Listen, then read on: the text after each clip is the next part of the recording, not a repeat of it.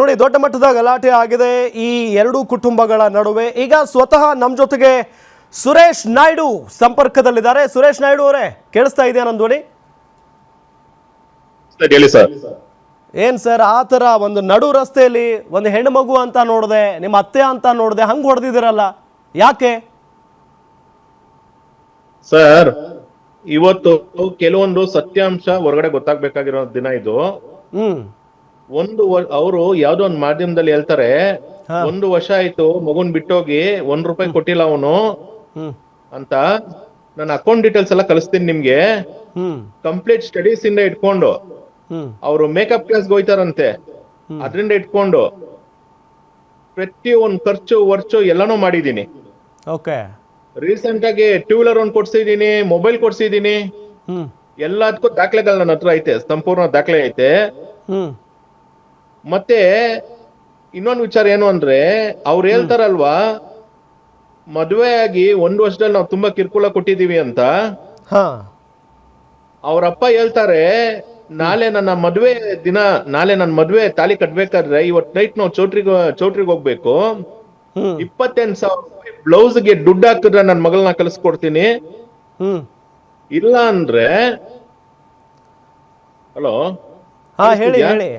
ಈಗ ಹೌದು, ನೀವೆಲ್ಲ ಕೊಟ್ಟಿದ್ದೀರಾ, ಮಾಡಿದೀರಾ, ಓಕೆ. ಒಂದು ಹೆಣ್ಣು ಮಗುಗೆ ನಿಮ್ಮ ಅತ್ತೆ ಅಂತಾನು ನೋಡಿದೆ, ಈಗ ನಡು ರಸ್ತೆಯಲ್ಲಿ ಹೊಡೆದಿದ್ದೀರಲ್ಲ ನೀವು, ಇದು ಎಷ್ಟು ಸರಿ ಅಂತ? ಸರ್, ಇವಾಗ ಅವ್ರು ಮಾತಾಡಿರೋದು ನಾನು ಕೇಳಿಸ್ಕೊಂಡಿದ್ದೀನಿ, ನಾನು ಮಾತಾಡಿರೋದು ದಯವಿಟ್ಟು ನೀವು ಕೇಳಿಸ್ಕೊಳ್ಳಿ, ವಿಚಾರಕ್ಕೆ ಬರ್ತೀನಿ ನಾನು. ಅವರು ಇವತ್ತಿನವರೆಗೂ ನನ್ಗೆ ನಯಾ ಪೈಸಾ ಮಾಡಿಲ್ಲ.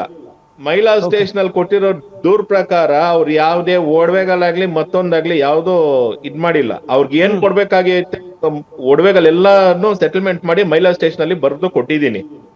ಒಂದು, ಇವಾಗ ಅವ್ರು ಹೇಳ್ತಾರಲ್ಲ ಕೆಲವೊಂದು ವಿಡಿಯೋಸ್ ಡಿಲೇಟ್ ಆಗೈತೆ ಅಂತ, ನನ್ನ ಹತ್ರ ಐತೆ ವಿಡಿಯೋಸ್, ನನ್ನ ಹತ್ರ ಕಂಪ್ಲೀಟ್ ವಿಡಿಯೋಸ್ ಐತೆ. ಅವ್ರ ತಂದೆ ಬಂದ್ಬಿಟ್ಟು ನನ್ನ ಮನೆ ಕಾರ್ನರ್ ಇಂದಾನು ವಿಡಿಯೋ ಮಾಡ್ಕೊಂಡ್ ಬರ್ತಾರೆ ಸರ್. 1.5 ವರ್ಷ ಹೆಣ್ಮಗು, 1.5 ವರ್ಷ ಹೆಣ್ಮಗುನ ಎತ್ಕೊಂಡು ಗೇಟ್ ಹತ್ರ ಬಿಸಾಕ್ತಾರೆ. ಹೌದಾ?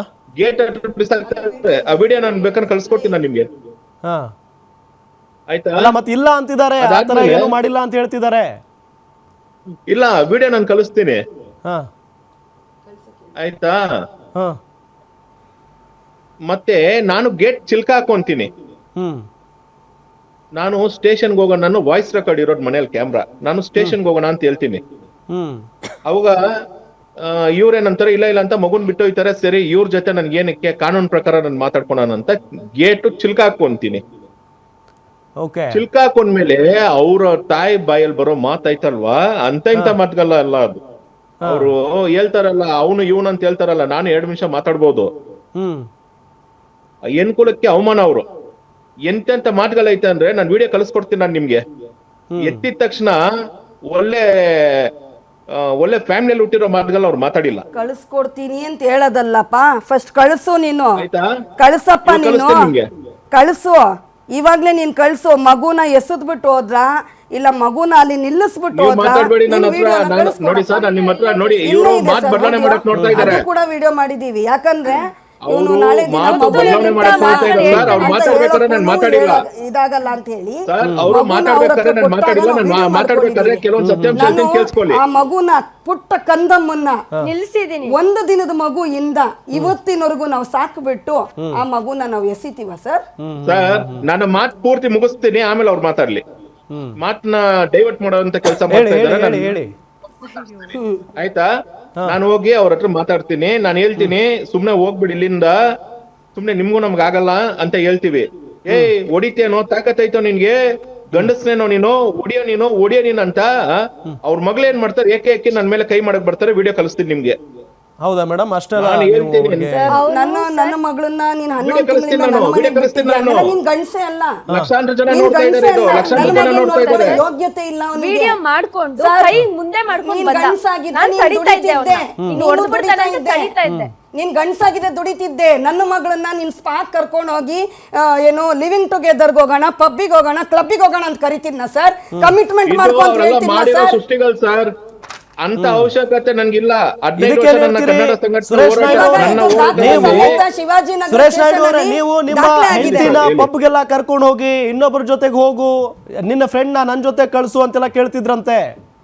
ಸರ್ ಒಂದ್ ನಿಮಿಷ ಕೇಳಿಲ್ಲ ವಿಚಾರ ಅಂದ್ರೆ ಇಲ್ಲಿ ಕೊಡ್ತೀನಿ. ಇದೆ ಸರ್, ಸಾಕ್ಷಿ ಇದೆ. ಒಂದ್ ನಿಮಿಷ ಅವ್ರನ್ನ ಸೈಲೆಂಟ್ ಆಗಿರಕ್ಕೆ ಹೇಳಿ ಸರ್. ಯಾಕೆ ಸರ್ ಇಷ್ಟೊಂದು ಬಾಂಟನ್ನ ಬದಲಾವಣೆ ಮಾಡ್ತಾ ಇದ್ದೀರಾ ನೀವು? Yes, ದಯವಿಟ್ಟು yes, ಹೇಳಿ ಕೇಳಿಸ್ಕೊಂಡಿಲ್ವಾ? ಯಾಕೆ ಈ ತರ ಮಾಡ್ತಾ ಇದ್ದೀರಾ ನೀವು? ಹೇಳಿ, ದಯವಿಟ್ಟು ಹೇಳಿ. ಸತ್ಯಾಂಶ ಕೇಳಿಸ್ಕೊಳ್ಳಿ ನೀವು. ಆಮೇಲೆ ನೀವು ಅಲ್ಲ, ನಿಮ್ಮ ವರ್ಷನ್ ಕೇಳಕ್ಕೆ ನಿಮಗೆ ಕಾಂಟ್ಯಾಕ್ಟ್ ಮಾಡಿದ್ ನಾವು, ಹೇಳಿ. ಇಲ್ಲ ಒಂದ್ ನಿಮಿಷ, ಮತ್ತೆ ನಾನು ಹೇಳೋದೇ ನೀವು ಕೇಳ್ತಾ ಇಲ್ಲ ಅಲ್ವಾ? ಓಕೆ, ಮಾತಾಡಿ. ನೋಡಿ, ಅವರು ಯಾವ್ದೋ ಒಂದು ಚಾನೆಲ್ ಅಲ್ಲಿ ಲೈವ್ ಆಗಿ ಎಲ್ಲವ್ರೆ, ಅವ್ರ ಫ್ರೆಂಡ್ಗೆ ನಾನೇನೋ ಮಾಡಿದೀನಿ ಅಂತ ಇನ್ಸ್ಟಾಗ್ರಾಮ್ ಅಲ್ಲಿ ಯಾರಂತ ಕರ್ಸಿ ಮೊದಲನೇದಾಗಿ. ಮತ್ತೆ ನಾನು ಯಾರ ಜೊತೆ ಏನ್ ಅಕ್ರಮ ಸಂಬಂಧಗಳಾಯ್ತೋ ದಯವಿಟ್ಟು ಕರ್ಸಿ ಅವ್ರನ್ನ. 2 ಮೂರನೇದ್ ಬಂದ್ಬಿಟ್ಟು ನಿನ್ನೆ ಅವ್ರು ಹೇಳವ್ರೆ ನಾನೇನೋ ಕುಂತು ಮಾತುಕತೆ ಆಡಕ್ಕೆ ಕರ್ದಿದ್ದೀನಿ ಅಂತ. ಅವರು ನನ್ನ ಹತ್ರ ವಾಟ್ಸಪ್ ಅಲ್ಲಿ ಮಾಡಿರೋ ಪ್ರತಿಯೊಂದು ರೆಕಾರ್ಡ್ ಐತೆ. ಮತ್ತೆ ನೋಡಿ 2 ಆಡಿಯೋ ಡಿಲೀಟ್ ಮಾಡವ್ರೆ, ಬಟ್ 2 ಆಡಿಯೋ ನನ್ನ ಹತ್ರ ಐತೆ. ಅವ್ರು ಬಂದ್ಬಿಟ್ಟು 22,800 ರೂಪಾಯಿಗೆ ಅವ್ರ ಮಗಳಿಗೆ ಬಂದ್ಬಿಟ್ಟು, ಕೇಳಿಸ್ತಿದ್ಯಾ ಸರ್?